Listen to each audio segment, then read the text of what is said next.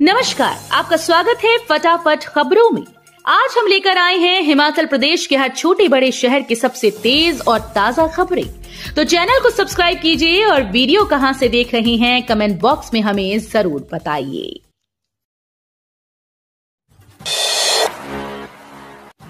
Cabinet में जाएगा ISBT Shimla, McLeodganj व कांगड़ा बस अड्डे का मामला। आईएसबीटी शिमला का मामला अब कैबिनेट में जाएगा। आईएसबीटी को लेकर उप मुख्यमंत्री मुकेश अग्निहोत्री ने मामले को लेकर निगम के प्रबंध निदेशक रोहन चंद ठाकुर से विस्तार से पूरी रिपोर्ट मांगी। ऐसे में अगली कैबिनेट में इस मामले को लेकर चर्चा होगी। आईएसबीटी संचालन कंपनी आईएसबीटी शिमला को सरकार को देना चाह रही है और इस एवज में 82 करोड़ की मांग कर रही है और सरकार के साथ हुई इस डील से बाहर निकलना चाहती है। ऐसे में सरकार ने फैसला लिया कि ये मामला कैबिनेट में लाया जाएगा। वहीं पूरी छानबीन की जाएगी कि कब प्रोजेक्ट शुरू हुआ और कब ये तैयार हुआ और कैसे खरीद हुई। डिपुओं में दिसंबर से मिलेगा मक्की का आटा, 1 और 5 किलो की पैकिंग में किया जाएगा सेल। प्रदेश के राशन डिपुओं में अब प्राकृतिक तरीके से उगाई गई मक्की का आटा भी मिलेगा। खाद्य एवं आपूर्ति विभाग 1 और 5 किलो की पैकिंग में इस आटे को अपने राशन डिपुओं के माध्यम से जनता तक पहुंचाएगी। सस्ते दामों पर खाद्य सामग्री मुहैया करवाने वाला ये महकमा पहली बार मक्की के आटे को सेल करने की तैयारी कर रही है। किसानों के द्वारा बिना अंग्रेजी खाद के तैयार की गई प्राकृतिक खेती से तैयार इस आटे का भाव 80 रुपए तय किया गया। खाद्य एवं आपूर्ति विभाग पहले चरण में मक्की का आटा जिला कांगड़ा के कुछ चुनिंदा डिपो में बेचने वाला है।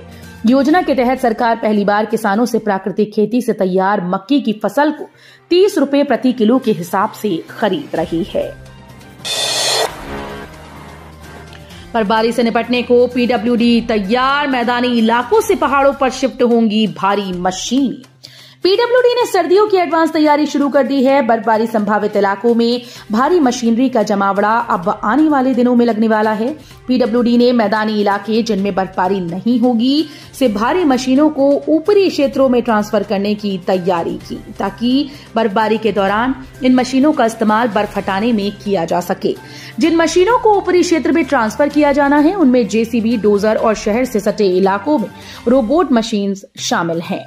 पीडब्ल्यूडी खासतौर पर शिमला, कुल्लू, किन्नौर, लाहौल स्पीति और चंबा जिलों में ये प्रयोग करने जा रहा है। ऊना के आलू के लिए बंद हुई बांग्लादेश की सीमाएं, व्यापारियों और किसानों में निराशा। बांग्लादेश की सीमाएं बंद न होती तो हिमाचल प्रदेश के जिला ऊना के आलू उत्पादक किसान और मालामाल हो गए होते। किसानों के लिए आलू गोल्ड बन गया है। इस गोल्ड के एक्सपोर्ट पर बांग्लादेश की रोक ने मूल्यों को नियंत्रित किया, अन्यथा इस बार आलू के रेट के तमाम रिकॉर्ड टूट गए होते। इस पहाड़ी राज्य हिमाचल में सबसे छोटे जिले ऊना ने आलू के रूप में नई ख्याति प्राप्त की। यहाँ की एक कैश क्रॉप किसानों के लिए किसी गोल्ड से कम नहीं। 2 महीने यानी 60 दिनों की ये शॉर्ट टर्म क्रॉप किसानों की आय का सबसे बड़ा साधन बन गई है। ऊना का आलू देश भर में सुपरहिट हुआ। पीएम श्री योजना में 132 छात्राओं को मिलेगा 2,000 स्टाइपेंड, बजट जारी। पीएम श्री स्कूल में पढ़ने वाली विशेष आवश्यकता वाली छात्राओं को 2,000 रुपए प्रतिवर्ष स्टाइपेंड मिलेगा। केंद्र सरकार ने इसके लिए 2.64 लाख रुपए का बजट जारी कर दिया। प्रदेश के 11 जिलों की 132 दिव्यांग छात्राओं को इसका लाभ मिलेगा। ये राशि सीधे उनके खातों में जाएगी। प्रदेश में कुल्लू की सबसे अधिक 28 छात्राएं योजना में शामिल की गईं। किन्नौर जिले से कोई छात्रा योजना में शामिल नहीं है। पीएम श्री योजना दिव्यांग विद्यार्थियों के लिए शिक्षा की दिशा में एक नई पहल है। विशेष आवश्यकता वाली छात्राओं का नामांकन पीएम श्री योजना में आने वाले स्कूल्स में किया जाता है। हिमाचल विधानसभा का शीतकालीन सत्र 18 से 21 दिसंबर तक 4 बैठकें होंगी आयोजित। हिमाचल प्रदेश विधानसभा अध्यक्ष कुलदीप सिंह पठानिया ने कहा कि हिमाचल प्रदेश विधानसभा का शीतकालीन सत्र 18 से 21 दिसंबर 2024 तक धर्मशाला स्थित तपोवन में आयोजित किया जाएगा। इस सत्र में कुल 4 बैठकें आयोजित की जाएंगी तथा ये वर्तमान सरकार का 7वां सत्र होगा। स्वदेश लौटते ही विधानसभा अध्यक्ष ने सरकार के सत्र आयोजन के प्रस्ताव को स्वीकारते हुए माननीय राज्यपाल की मंजूरी के लिए राजभवन को भेज दिया है और जल्द ही इसकी अधिसूचना जारी की जाएगी। हिमाचल प्रदेश हाईकोर्ट के आदेश, स्टोन क्रशर की मशीन्स को करें जब्त बोर्ड, जानिए पूरा मामला। हिमाचल प्रदेश हाईकोर्ट ने नालागढ़ में हो रहे पत्थरों के अवैध खनन पर प्रदूषण नियंत्रण बोर्ड को मशीनों को जब्त करने के आदेश दिए। अदालत ने साथ ही बोर्ड को बिजली काटने के आदेश पारित किए। कार्यवाहक मुख्य न्यायाधीश तरलोक सिंह चौहान और न्यायाधीश सत्येन वैद्य की खंडपीठ ने कहा कि अगर कोई भी कानून का उल्लंघन कर रहा है तो उसके खिलाफ कार्रवाई करें। प्रदेश हाईकोर्ट ने जिला विधिक सेवा प्राधिकरण सोलन और बीबीएन को व्यक्तिगत तौर पर कोर्ट के आदेशों की अनुपालना करने को कहा। हिमाचल को 20 साल पीछे धकेल दिया। सुक्खू सरकार के 2 साल पूरे होने पर जयराम ठाकुर का हमला, गिनाई 2 साल की नाकामियां। नेता प्रतिपक्ष जयराम ठाकुर ने शिमला में पत्रकार वार्ता में वर्तमान कांग्रेस सरकार के खिलाफ मोर्चा खोलते हुए कहा कि सुक्खू सरकार अपने 2 वर्ष का कार्यकाल लड़खड़ाते गिरते हुए पूरा कर रही है। इस 2 साल के कार्यकाल में सुक्खू सरकार ने प्रदेश को 20 साल पीछे धकेल दिया है। देश के इतिहास की अब तक की सबसे बड़ी निकम्मी सरकार है। सुक्खू सरकार के 2 वर्ष पूरे होने जा रहे हैं। सवाल यह है कि इतनी नाकामी का जश्न भी कैसे मनाया जा सकता है। 2 वर्ष के भीतर सड़क सुविधा से जोड़ा जाएगा दुर्गम क्षेत्र बड़ा भंगाल। राज्य के जनजातीय क्षेत्रों की गांव तक सड़क, पेयजल, विद्युत की बेहतर सुविधाएं उपलब्ध करवाने के लिए कार्य योजना तैयार करें ताकि जनजातीय क्षेत्रों का विकास सुनिश्चित किया जा सके।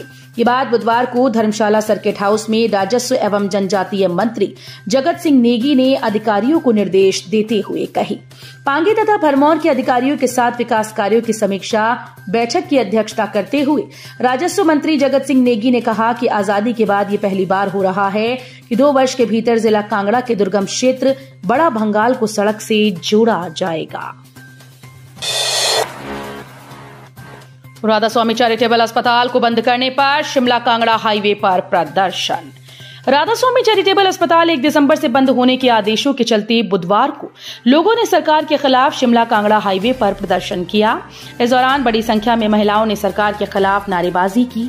हालांकि पुलिस के द्वारा महिलाओं को सड़क से हटाने की पूरी कोशिश की गई, लेकिन महिलाएं नहीं मानी। ठेकेदारों का जीएसटी पंजीकरण अनिवार्य, नियम न मानने पर आबकारी कराधान विभाग करेगा कार्रवाई। आबकारी और कराधान विभाग की राज्य सहायक आयुक्त पूनम ठाकुर ने कहा कि विभाग पंचायत प्रतिनिधियों को जागरूक करेगा। इसके लिए लगातार अभियान चलाए जाएंगे।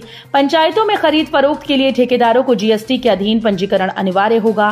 2.5 लाख रुपए से ज्यादा की खरीद पूरी तरह से टैक्स के दायरे में आएगी।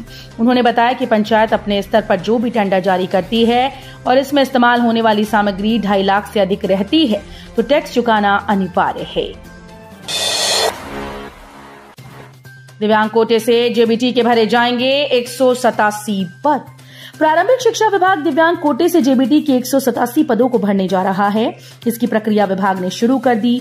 इसका रोस्टर भी जारी कर दिया गया। इस दौरान blind and low vision, deep and hard hearing सहित कई वर्गों में इन पदों को भरा जाएगा। ईपीएफओ ऑफिस बद्दी में सीबीआई का छापा, क्षेत्रीय आयुक्त समेत 3 को किया गिरफ्तार, रिश्वत लेने का आरोप। सीबीआई ने कर्मचारी भविष्य निधि कार्यालय बद्दी सोलन में भ्रष्टाचार मामले में बड़ी कार्रवाई की। सीबीआई ने रीजनल पीएफ कमिश्नर, प्रवर्तन अधिकारी और एक कंसल्टेंट सहित 3 आरोपियों को गिरफ्तार किया है। 47 करोड़ की प्रॉपर्टी सीज। क्रिप्टो ठगी प्रकरण में पुलिस के हाथ नहीं लगा मास्टरमाइंड, 76 गिरफ्तारी। हिमाचल प्रदेश में क्रिप्टो करेंसी ठगी मामले में अब तक मुख्य आरोपियों की 47 करोड़ की प्रॉपर्टी सीज कर दी गई। हालांकि अब तक पुलिस विभाग एसआईटी के हाथ मुख्य आरोपी विजय जुनेजा नहीं लगा, जबकि ठगी की 2.5 करोड़ रुपए की राशि भी अभी तक हाथ नहीं आ पाई। तो ये थी आज की फटाफट खबरें। हम मिलेंगे अगले बुलेटिन में, तब तक के लिए धन्यवाद। जय हिंद।